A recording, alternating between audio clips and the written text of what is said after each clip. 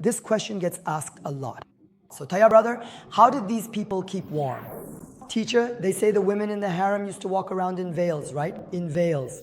People from Gaziantep call this a tandar. And people from Kayseri call it iskembe.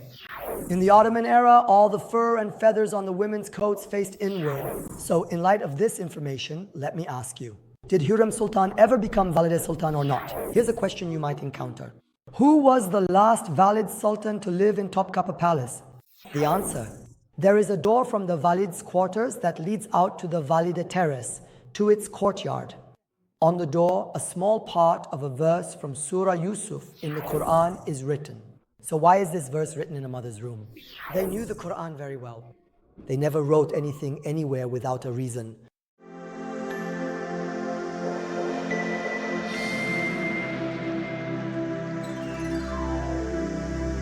We are at Topkapı Palace. We are in the harem and we came from the black eunuch's courtyard. We passed by the quarters of the Kalfas and masters. Now we are entering the Valide courtyard. Valide means the Sultan's mother.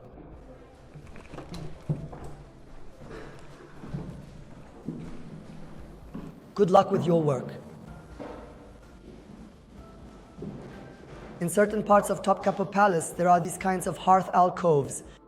In other words, in the middle, there is something that provides warmth. This is a question that gets asked a lot. Hey Tayyar, how did these people keep warm? How did they keep warm? People are always curious about this. In fact, a journalist asked Professor Ilber about this a few years ago. He said, Professor, the women in the harem used to walk around in veils, right?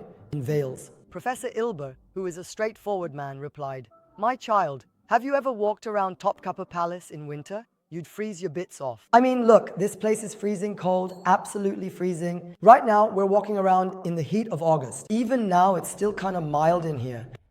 You'd freeze in here during winter, honestly. Let's open up a corridor for those passing behind us. The path is getting blocked. So how did they keep warm? I've seen it with my own eyes. Because there are engravings, there are miniatures. It's a practice that's very familiar to those among us who come from Anatolian cities. People from Gaziantep call this a tandar. Kayseri residents. There was a lady from Kayseri with us. Did she leave? She was just walking with us a moment ago. Isn't there anyone else from Kayseri? People from Kayseri call this iskembe. I've talked about this with people from Kayseri. In fact, I've seen it with my own eyes in old houses in Kayseri and also in houses in Gaziantep. What is a tandar? What is an iskemle? Now look, in the Ottoman era, Topkapı Palace was so cold in winter that people would freeze, especially the women. How do we wear fur coats today? With the tassels and fur facing outward. At some point, it's about showing off. You're displaying it. Raven, parsu feathers, and so on. In the Ottoman era, women wore fur coats with all the fur and feathers facing inward. Because it's freezing cold, so they always face inward. How do they sit here? A brazier is placed on the floor. That is, a brazier where the fire has died down and only the glowing red embers remain. A metal platform is placed on top of the brazier. A quilt is thrown over that. The women line up along the edge of the quilt, one after another. They slip under the quilt and pull it up to their throats, right under their chins. Since it's burning underneath, they sit there nice and warm. And right in the middle, they put those dried treats from Gaziantep, Marash, and Urfa, walnut sausages and all sorts of things. They eat while warming themselves from below, and the conversation goes on. This is what the women used to do in Topkapı Palace. While people in the southeast call this same system tandar, those around Kayseri call it iskembe. A similar system is set up. In the middle of the room, there's even a stone well with a fire burning inside. They build this system on top of it. Here, this hearth is burning. This hearth slowly radiates heat from side to side, warming the palace's adjacent rooms in this way. If you're ready, let's move on. In a moment, we'll go through that door, and right in front of us will be the Queen Mother's quarters. As the name Valide suggests, it means mother. Whose mother? The Sultan's mother. The Sultan's mother used to stay here. Who stayed here? Who? Of course now, thanks to TV series and novels, certain names immediately come to mind. Harem Sultan definitely must have stayed here. For someone to become the Queen Mother, let's hear it out loud and clear. Her son has to become the Sultan. In other words, she has to outlive her husband. So if any of the ladies here want to become a queen mother during the Ottoman era, you'd have to get rid of the men first.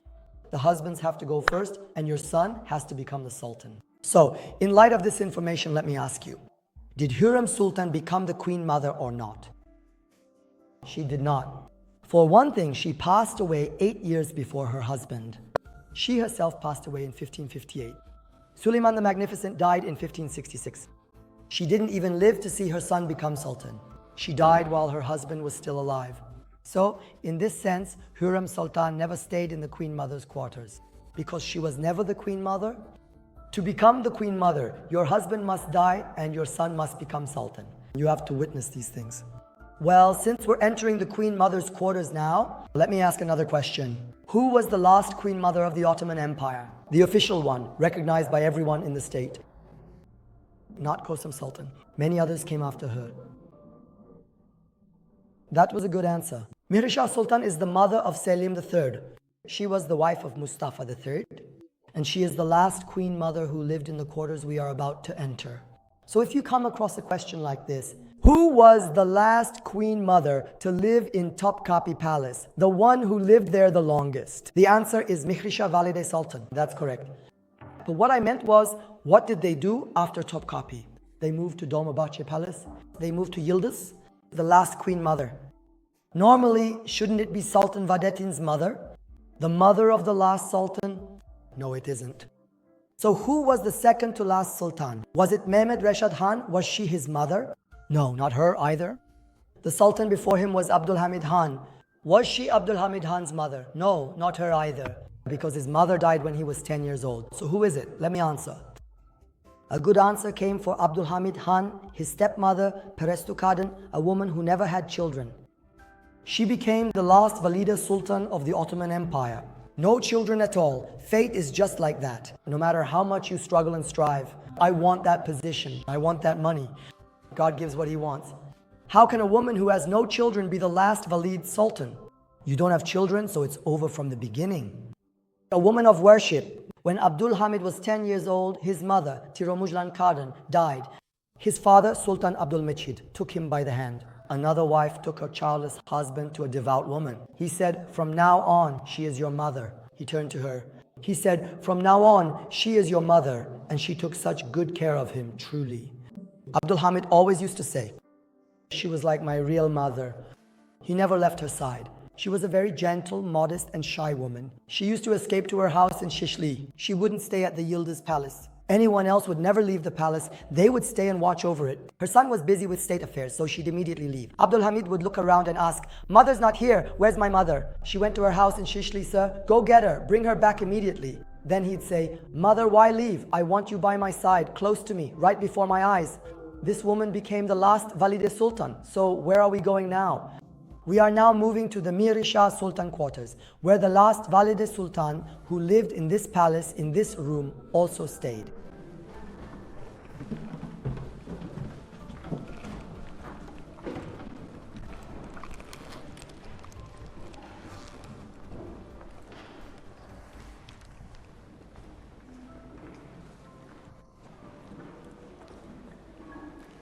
Let's stand to the sides.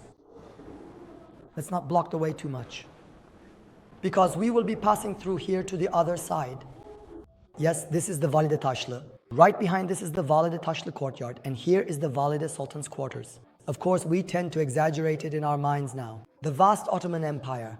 The quarters of the mother of the state's sultan. If you take a look, many of our people who are relatively well off have duplex homes that are much more luxurious and modern than this. We have hot water, we have a boiler. In other words, our homes here are much better equipped. The last person to live here was the mother of Selim III. The wife of Mustafa III lived here. Because as you know, after Selim III, Mahmud II ascended to the Ottoman throne. Mahmud II moved the palace to the wooden palaces in Dolmabahce, and thus Topkapi Palace was vacated. After that, no queen mother lived here anymore. It was single story here. Look, the queen mother used to sit right there. You didn't have those living rooms, sofa sets, or anything like that.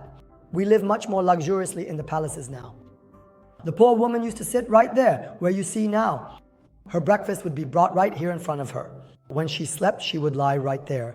We used to enter openly before, now it's closed off. Look, there's a tiny little recess right there, just a tiny recess. Most of you wouldn't even go in there. You'd say, oh, I'd feel claustrophobic in there. She would squeeze herself into that tiny space and sleep there. Yes, it looks really clear on camera right now. That was her bedroom right there. It's just a tiny spot, only deep and low enough for one person to lie down. Can we see its left side? The camera is on the right side. Yes, there's another room on the right, but it's not visible. That's also a tiny room. It was a prayer room for worship. She would perform her prayers there as well. She was a very devout woman, Valide Sultan. In the 1766 Istanbul earthquake, during her husband's reign, the Eyüp Sultan Mosque built by Fatih was destroyed.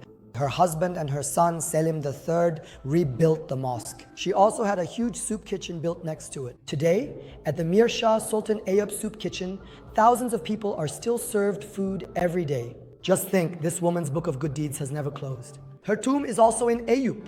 Of course, only God knows, but this upper floor was built during her time by her son, Selim III, in honor of his mother. There is a mezzanine floor which is accessed by this staircase. In fact, even this didn't exist before Mir Shah Sultan. Normally, from Fatih Sultan Mehmed, who had the Topkapi Palace built, up until the old age of Suleiman the Magnificent, no sultan's wife or mother ever entered here. Never. They lived in the Saray in Bayezid and Atik in the old palace. It was only in his old age that Suleiman the Magnificent brought his wife Harem Sultan here. Because Harem Sultan was loved in a special and unique way. Many of us here are married. I've been married for 23 years. As I get older, I understand the institution of marriage better. I see that after a certain point, marriage is actually the best kind of friendship. You can't talk or connect with your parents for very long. Isn't that right? Can you really have long conversations and connect deeply with your kids? No, because they're different generations. A person's best friend is actually their spouse. That's what I've realized. That's why I think as people get older, if they get along well and can enjoy the same things, even when they're 80 or 100, that husband and wife will be the people who love each other most in the world. That's your friend. No one can love you better, and you know them best. And that's why Sultan Suleiman loved Hürrem Sultan differently. In fact, he had married her with a slave woman's marriage contract. He gave her a free woman's marriage contract. Do you know what that means? It means, after you, I will never marry again. In Islamic law, there is the istifrak marriage, the slave woman marriage. I'll explain this to you later. And the person who lived in the Valide Sultan apartments you see here, the last Valide Sultan, was Mihri Shah Sultan's son, Selim III. Selim III never had any children. In other words, his bride Refet Kadın had no children. The bride and mother-in-law loved each other so much that the poor woman wrote prayers for her daughter-in-law on the wall of her upstairs room. Unfortunately, some of our tabloid-loving press made news out of those writings in recent years. But do you know how they did it? They claimed that curses made for her daughter-in-law were found. Come on, do our ancestors always have to be portrayed as bad? Will there never be a good side to this? Are we never going to talk about this? She had a daughter-in-law who couldn't have children. The Sultan's mother prayed for her and her daughter-in-law. She loved her very much. Their graves are side by side in Eyüp Sultan in the same tomb. The bride, Refet Hanım, she threw herself in front of the executioners to save her husband, Selim III, from their hands. The swords of those who came to kill tore the woman's face apart. She lost one of her eyes. Refet Hanım lived with one eye until she died, and when she was dying, she said, "Bury me next to my mother-in-law." She rests in Eyüp. If there weren't such clear and obvious examples, they would make us believe these lies. And now let's move on to some very special artistic details belonging to this place. Let me just move over here. We can see the windows. Look, let's take a look at what you see here without touching it. These windows you see are shiny whites, mother of pearl inlays, and matte whites. The matte whites in between, all those shaded browns in the gaps, are tortoise shell, that is, turtle shell. In other words, the window sashes of the mother's apartment itself. I'll finish with one last thing. There is a door leading from the mother's apartment to the courtyard of Mother Tashlu. A small section of a verse from the Surah Yusuf of the Holy Quran is written above the door. I swear to God, may your memory be good and your womb be merciful. Well, let me tell you the whole thing. Forbidden is the punishment of the Almighty. Amen and Allah Ahi from among the weak. By Allah, the most good, the most preservative, the most merciful. I read the entire verse. What does this mean here?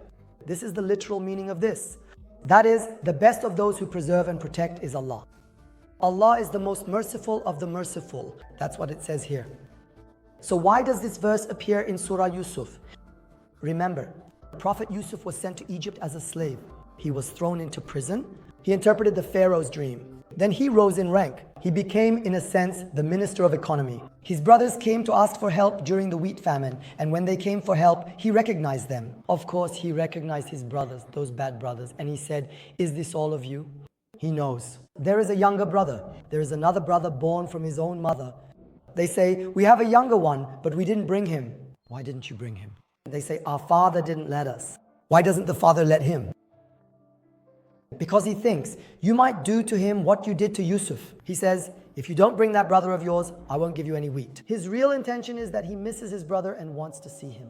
They return to Canaan, to Syria. They say, "Father, in Egypt, the ruler of Egypt said, if your brother doesn't come, I won't give you any wheat." They insist, "Please let him come." So he recites to them the verse I just read to you. He says, the meaning of the verse is, "Shall I trust you with him as I once trusted you?" There he says, "Just as much as I trusted you with Joseph, I trust you with Benjamin as well." Though Benjamin's name isn't mentioned. He says, with regard to him as well, "I can only trust you that much." Then he prays. That is, he prays for God to protect his child. Allah is the best of protectors. He is the most merciful of the merciful. So why would this verse be written in a mother's room? Because she was praying for her own son. Every time a mother looks at this, she prays for her child. Every mother here says, "Oh Allah, protect my son, safeguard him. You are the best of those who protect." So what should we do then? We will take a picture of this verse, and on blessed nights, special days, Fridays, and in our free time, we will look at it often and ask Allah for help. We will say, "You are the best of those who protect. Protect us, O Lord."